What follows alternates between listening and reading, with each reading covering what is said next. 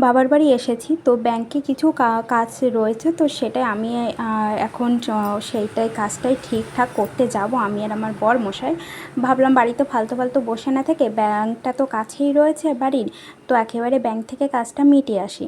তো এখন আমি রেডি আবার হয়ে গেছি, ড্রেসপত্র তো তখন চেঞ্জ করেই নি, যাবো তাই ওই কারণে এখন আবার গরমের ভেতরে তো আবার একটু চুল টুলগুলো ঠিকঠাক করে রেডি হয়েছি। আর এখানে দেখো আমাদের ছোট্ট পুচকেটা, ওর মা বলেছে বাসন এনে দিতে দুটো, তা ও ঠিক জানে কোন কোন বাসন দিতে বলেছে, তো সেগুলোই নিয়ে ওর মার কাছে দিচ্ছে।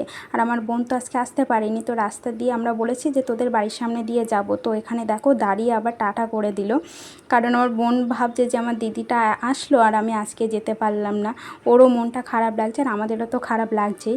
আর এখানে ব্যাংকে এসে কাজপত্র সব মিটিয়ে নিয়েছি, আর প্রচুর গরম, এত কষ্ট হচ্ছে, তো এখন বাড়ির দিকে আবার যাচ্ছি।